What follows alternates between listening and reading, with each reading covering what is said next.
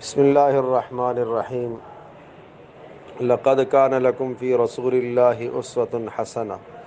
تمہارے لیے رسول اکرم صلی اللہ تعالیٰ علیہ وسلم کی زندگی میں بہترین نمونہ ہے۔ نبی اکرم صلی اللہ تعالیٰ علیہ وسلم کا عمامہ مبارک۔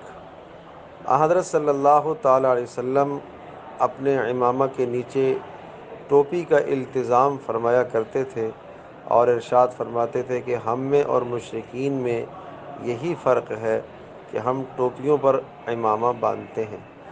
حضور اکرم صلی اللہ تعالی وسلم جب عمامہ باندھتے تو اس کا شملہ شانوں کے درمیان میں لٹکا دیا کرتے تھے، کبھی دائیں جانب اور کبھی بائیں جانب ڈال دیتے۔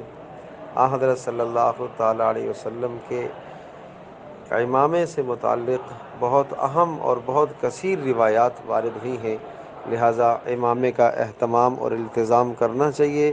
یہ پیارے پیغمبر صلی اللہ تعالی علیہ وسلم کی بہت عظیم الشان اور بہت مبارک سنت ہے، اور اس سنت کے اندر وجاہت اور وقار اور ایک انسان کا ایک حسن و جمال اور ایک مسلمان کا تشخص ظاہر ہوتا ہے۔ آج لوگ داڑھی اور عمامہ اور پگڑی کا مذاق اڑاتے ہیں۔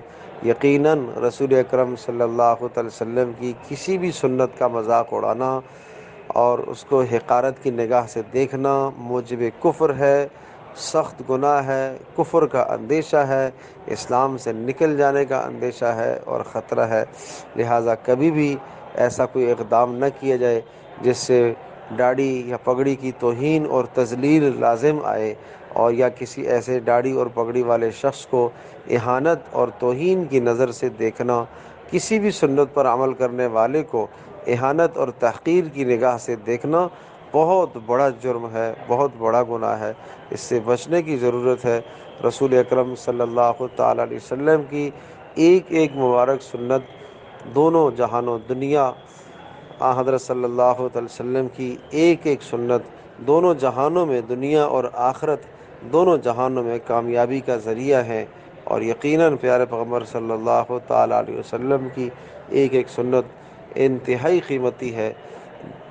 زمین و آسمان کے درمیان میں جتنی بھی چیزیں ہیں ان تمام سے قیمتی حضرت صلی اللہ تعالی وسلم کی مبارک سنتیں ہیں، لہذا ان سنتوں کا التزام کیا جائے۔